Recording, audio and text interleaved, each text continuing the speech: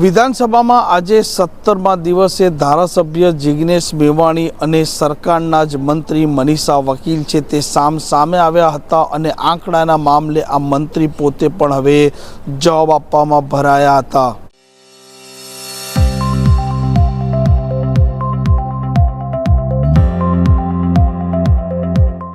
नमस्कार, आप जो रहा छो हॉटलाइन न्यूज़ और हूँ छूँ अपनी साथ तौफिक गांची। गुजरात विधानसभा में आज कुपोषणनो मामलो गाजो हतो केम के आज पण गुजरात में कुपोषित बाळको छे तेने लईने अनेक वखत सत्ता पक्ष और विपक्ष सामे आवता होय छे। आवी ज घटना बनी छे आज गुजरात विधानसभाना गृहमां पण, केम के जे प्रकारे मंत्री जवाब आपी रह्या हता, आंकड़ाओ रजू करी रह्या हता, ते मामले धारासभ्य जिग्नेश मेवाणीए जे प्रकारे आंकड़ा रजू कर्या तेमां विरोधाभास हतो ने मंत्रीने आंकड़ाना मामले जवाब आपवामां पण तकलीफ पड़ी चूकी हती अने अंते जिग्नेश मेवाणीए आ कुपोषणना मामले आकरी प्रतिक्रिया आपी छे।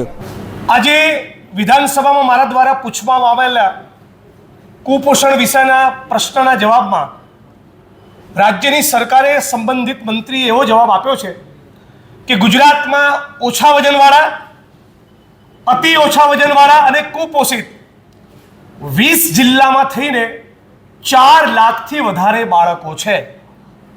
2004 में राज्यनी सरकारे गुजरातना इकोनॉमिस्ट अने स्कॉलर्सने एंगेज करी गुजरातनो ह्यूमन डेवलपमेंट रिपोर्ट तैयार कर्यो हतो।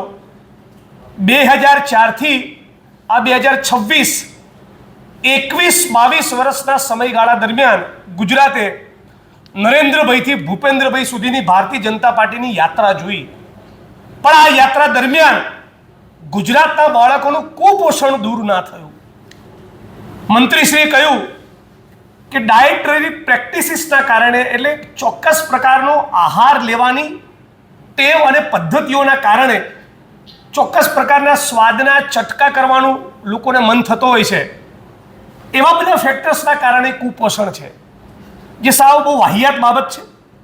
गुजरातनी अंदर जे असमानता प्रवर्ते छे, गुजरात में आदिवासी, ओबीसी, दलित, डीएनटी जो ऐतिहासिक रीते जे समाजनो वंचित तबको छे एना बाळको हास्यामां धकेलायेला समाजना बाळको ज 90-95% किस्सामां कुपोषित जोवा मळे छे।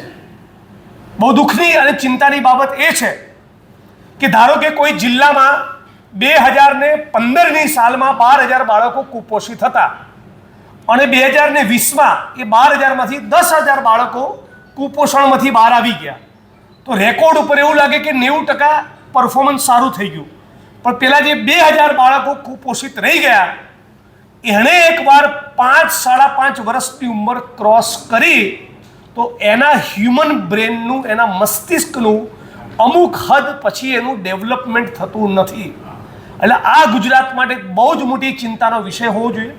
आज मैं सरकार ने कोई टोंट न मारता, कोई पॉलिटिकल ऑब्जर्वेशन न करता राज्यना माननीय मुख्यमंत्रीश्रीए विनंती करी है कि दादाનું बुलडोजर જેમ બધે ફરે છે એમ કુપોષણ ઉપર પણ ફરી મળે અને ગુજરાતના, દેશના, દુનિયાના પબ્લિક હેલ્થના, ન્યુટ્રિશનના કેટલાક તજજ્ઞોને, એક્સપર્ટ્સને ગુજરાતની સરકારે કન્સલ્ટ કરી આપણું ગુજરાત કુપોષણ મુક્ત બને એનો સંકલ્પ કરવો જોઈએ।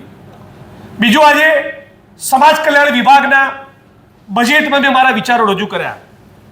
आ वर्षे उनाकांडनी घटनाने 10 वर्ष थशे अने 100 वर्ष थशे डॉक्टर बाबा साहेब आंबेडकरना ऐतिहासिक महाड़ सत्याग्रहने। महाड़ सत्याग्रहने 100 वर्ष थवा आव्या, पण गुजरातना सैकड़ो हजारों गाममांथी आजे पण अस्पृश्यतानुं कलंक दूर थयुं नथी। राज्य सरकार ने दरेक विधानसभा बजेट सत्र में समाज कल्याण विभागनी बजेट में भाग लेने हूँ चैलेंज आपू छूं कि अमे चींधेलू नहीं, तमारी चॉइस तमारी मर्जी कोई एक गाम अस्पृश्यता मुक्त करीने बताओ। पर भारतीय जनता पार्टी केम्प में मंत्री सहित एक विरलो नहीं जे गुजरात में एक गाम ने आभड़छेट अस्पृश्यता मुक्त करवा तैयार होय। अर्थात के भारतना बंधारणना आर्टिकल 17 में अस्पृश्यता नाबूदीनी जवाबदारी राज्यनी सरकारने, केंद्रनी सरकारने जे सौंपेली छे ए बाबतनी कोई ज निष्ठा, कोई ज कमिटमेंट ગુજરાતની ભારતીય જનતા પાર્ટીને નથી. ઉનાકાંડના 10 વર્ષ થયા. ઉનાના પીડિતોને જે તે વખતના મુખ્યમંત્રી આનંદીબેન પટેલે ઉના જઈને જે વચન આપેલા ગુજરાત સરકારના પાક્ષિક ગુજરાતમાં છપાયેલા કે તમારી ફાસ્ટ ટ્રેક કોર્ટમાં કેસ ચાલશે, ખેતીની જમીન 2 એકર સુધીની આપવામાં આવશે ને સરકારી નોકરી તમને આપીશું.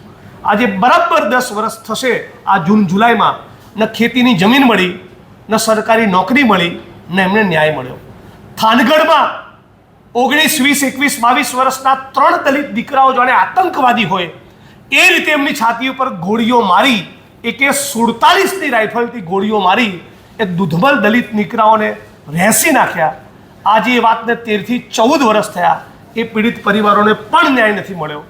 અન્ય કોઈ માણસની જમીન એની ઉપર રહેલા અસામાજિક તત્વોનો કબજો ખુલ્લો થાય એટલા માટે ભાનુભાઈ વણકર નામના એક દલિત અગ્રણીએ, આપ સૌ જાણો છો એમ, પાટણની કલેક્ટર કચેરીમાં આત્મવિલોપન કર્યું. પોતે માણસ ભડભડ સળગી ગયો.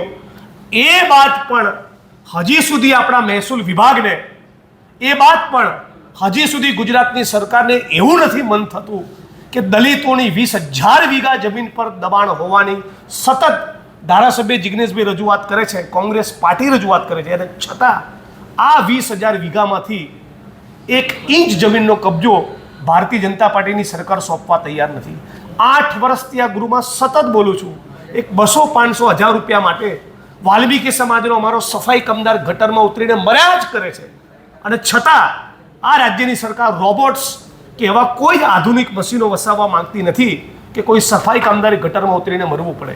આ પ્રસંગે ગૃહમાં મેં માગણી કરી કે પ્રદ્યુમનભાઈ સમાજ કલ્યાણ મંત્રી પણ છે અને શિક્ષણ મંત્રી પણ છે, તો ડૉક્ટર બાબા સાહેબ આંબેડકર વિશે, જ્યોતિબા ફૂલે વિશે, રામાસ્વામી પેરિયાર વિશે, નાનક, કબીર અને રવિદાસ વિશે પણ ટેક્સ્ટ બુકમાં પાઠ આવે, સામાજિક ન્યાયના સંસ્કારો ગુજરાતમાં ફેલાય, તો દલિતો પ્રત્યેનું, બિન દલિત સમાજોનું વર્તન અને વલણ સુધરે. આ બાબતના એક બહુ જ મોટા જ્યોતિર્ધર ગૌતમ બુદ્ધ થઈ ગયા. બુદ્ધિસ્ટોની પણ ગુજરાતમાં માગણી છે કે બુદ્ધ પૂર્ણિમાની રજા જાહેર કરી માઇનોરિટી હોવાના નાતે બુદ્ધિસ્ટો માટે પણ એક બજેટ ફાળવવામાં આવે. અને છેલ્લે મેં રાજ્યની સરકારને વિનંતી કરી કે GPSCમાં એક દ્રોણાચાર્ય એવો બેઠો છે જે સતત દલિત, આદિવાસી, OBC સમાજના એકલવ્યોના અંગૂઠા કાપી રહ્યો છે, જેના 100માંથી 95 માર્ક, 98 માર્ક લેખિતમાં આવ્યા, એને મૌખિકમાં 5 માર્ક આપે છે. લેખિતમાં જેના 75, 80 માર્ક આવ્યા એને મૌખિકમાં 45 આપે છે. બહુ સિસ્ટમેટિકલી GPSCમાં દલિત, આદિવાસી, OBC સમાજના યુવાનોને, ઉમેદવારોને જે અન્યાય થઈ રહ્યો છે એની સામે પણ રાજ્યની સરકારે કંઈક એક્શન લેવી જોઈએ. આમાંની એક પણ રજૂઆત બાબતે ભારતીય જનતા પાર્ટીની સરકાર અને એમના સામાજિક ન્યાય અધિકારીતાના મંત્રી કશું જ કમિટમેન્ટ આપી રહ્યા નથી. એટલે સ્પષ્ટપણે આ સરકાર દલિત વિરોધી છે, આદિવાસી વિરોધી છે, OBC વિરોધી છે. આ પ્રકારના સમાચાર માટે હોટલાઇન ન્યૂઝ ચેનલને લાઇક, શેર અને સબસ્ક્રાઇબ કરવાનું ભૂલતા નહીં. નમસ્કાર. આવા પ્રકારના વિડીયો તમને જોવા ગમતા હોય તો હોટલાઇન ન્યૂઝ ચેનલને લાઇક, શેર અને સબસ્ક્રાઇબ કરો.